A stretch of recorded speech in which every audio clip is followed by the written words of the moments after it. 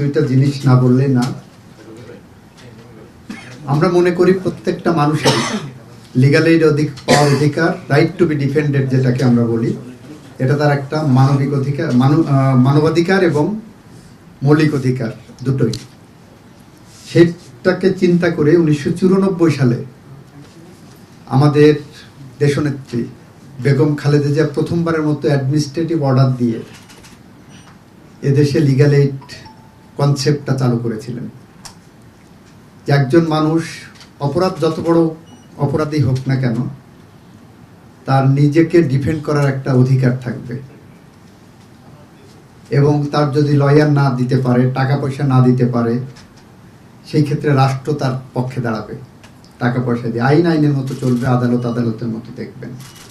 সেই কনসেপ্টটাই পরবর্তীতে legal aid ফরম্যাটে আসে। আমরা নতুন করে লিগ্যাল এইড অ্যাক্ট হিসাবে 2026 সালে এটা নিয়ে এসেছি, এবং এখানে লিগ্যাল এইড অ্যাক্টের আন্ডারে আমাদের নতুন অধিদপ্তর গঠিত হয়েছে।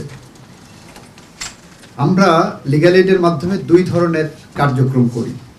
তার একটি হলো অসহায় দরিদ্র গরিব মানুষকে লিগ্যাল এইড দেই, আরেকটা হলো আমরা মিডিয়েশন করে দিই, প্রি ট্রায়াল মিডিয়েশন বা প্রি ফাইলিং অফ কেসে মিডিয়েশনে যাই। আমাদের এই যাত্রায় আমাদের সাথে ইউএনডিপিও আছে, জিআইজেড আছে, আরও দু একটি অর্গানাইজেশন, জাইকা আছে। আমাদের এই যাত্রায় প্রথমে আমরা 8টি জেলায় শুরু করেছিলাম, পরবর্তীতে 20টি জেলা আরও সংযোগ হয়েছে। তো রিসেন্টলি আমি একটা স্ট্যাটিস্টিক দেখছিলাম,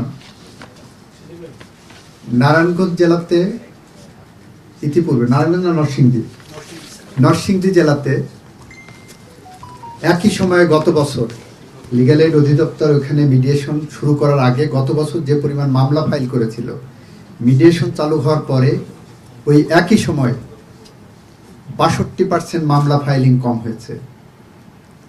আমরা মনে করছি এটা আমাদের বাংলাদেশের লিগ্যাল রিফর্মের অন্যতম একটি পদক্ষেপ। আমরা প্রান্তিক জনগোষ্ঠী পর্যন্ত পৌঁছতে চাই।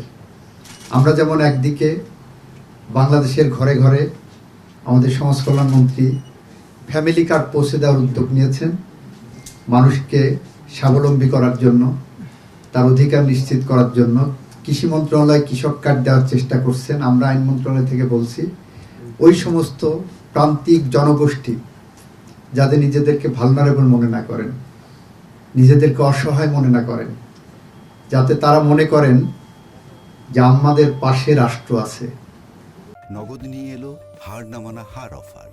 সর্বনিম্ন 10,000 টাকা রেমিটেন্স নগদে পাঠালে থাকছে স্বর্ণের হার জেতার সুযোগ।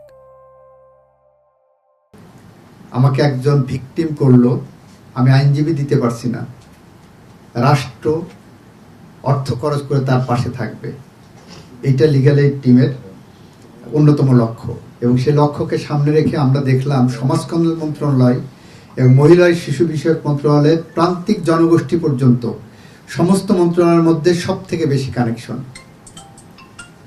কারণ আপনাদের এই দুইটা মন্ত্রণালয়ের সাথে সবচেয়ে বেশি কানেকশন প্রান্তিক জনগোষ্ঠীর। সুতরাং তাদের সাথে আমরা এই সমঝোতা স্বাক্ষর করতে যাচ্ছি, যাতে আমাদের এই কর্মসূচিটা তাদের মাধ্যমে আমরা প্রান্তিক জনগোষ্ঠী পর্যন্ত পৌঁছে দিতে পারি। সেই লক্ষ্যকে সামনে রেখে আমরা এগিয়ে যাচ্ছি। আপনাদের একটা ছোট্ট এক্সাম্পল দেই। আপনার পত্রপত্রিকায় দেখেছেন বাগেরহাটে একটা গুমের ঘটনার অভিযোগ এসেছে কোস্টগার্ডের বিরুদ্ধে। সেটা ইন্ডিপেন্ডেন্টলি তদন্ত হবে। ওই ঘটনাকে কেন্দ্র করে ভিকটিম ফ্যামিলিগুলো যে ওখানে সরকারি স্থাপনায় হামলা করেছে তার জন্য মামলা হয়েছিল, সেটাও ইন্ডিপেন্ডেন্টলি চলবে। সেই মামলায় 12 জন সম্ভবত আসামি ছিলেন, তাদের আইনজীবী দেওয়ার ক্ষমতা ছিল না। মানবাধিকার সংগঠনগুলো ইন্টারন্যাশনালি খুব কথাবার্তা বলছেন। এর মধ্যে একটা সংগঠন আমার নোটিশে আনলেন যে এই ফ্যামিলিগুলোর আইনজীবী দেওয়ার ক্ষমতা নাই, সামর্থ্য নাই। সাথে সাথে আমাদের লিগ্যাল এইড ডিজিকে বলার পর 24 ঘন্টার মধ্যে তাদেরকে আইনজীবী দিয়ে তাদের জামিনের ব্যবস্থা আমরা করেছি। আমরা এটাকে দুইটা ভাবে দেখছি। একটা হলো গুমের যে ঘটনা, সেটা ইন্ডিপেন্ডেন্টলি যাবে, তারা যদি অপরাধ করে থাকে সেইটাও ইন্ডিপেন্ডেন্টলি হবে। বাট তাদের একটা আইনজীবীর মাধ্যমে, আইনজীবী দিয়ে আদালতে নিজেকে ডিফেন্ড করার যে অধিকার আছে, সেই অধিকারটা আমরা রাষ্ট্র নিশ্চিত করেছি। আমরা এভাবে মানুষের মানবাধিকার নিশ্চিত করতে চাচ্ছি। আপনারা দেখেছেন এই সরকার ক্ষমতা আসার পরে মানবাধিকার পরিস্থিতিতে একটা পুলিশ বাদী হয়ে রাজনৈতিক মিথ্যা মামলা এখন পর্যন্ত আমরা কোনো থানায় দেখি নাই পুলিশ বাদী হয়ে। এখানে গুমের সংস্কৃতি বন্ধ করা হয়েছে, ক্রস ফায়ারের সংস্কৃতি বন্ধ করা হয়েছে, পলিটিক্যাল পারসিকিউশনের সংস্কৃতি বন্ধ করা হয়েছে। আমরা এই প্রক্রিয়ার মধ্য দিয়ে মানুষের কাছে মানবাধিকার, মৌলিক অধিকার, ন্যায় বিচার, আইনের শাসন নিশ্চিত করার জন্য বদ্ধপরিকর। মাননীয় প্রধানমন্ত্রীর অনুশাসনের প্রেক্ষিতে আমরা এই স্বপ্নের পথ ধরে হেঁটে যাচ্ছি। সেই কারণেই আজকের এই সমঝোতা স্মারক স্বাক্ষর আমাদের সবার শ্রদ্ধাভাজন ব্যক্তিত্ব আমাদের মাননীয় মন্ত্রী, ওনার অফিসে আমরা আজকে স্মারক স্বাক্ষর করছি এবং আপনাদের মাধ্যমে গোটা দেশবাসীকে জানাতে চাই আমরা অসহায়, গরিব, মেহনতি, খেটে খাওয়া মানুষের পাশে আসি। আমরা মানবাধিকার লঙ্ঘনের যেখানে ঘটনা হচ্ছে, যেখানে লিগ্যাল এইডের প্রয়োজন, আমরা সেখানে তার দোরগোড়ায় পৌঁছে যাব। সবাইকে ধন্যবাদ। আসসালামু আলাইকুম।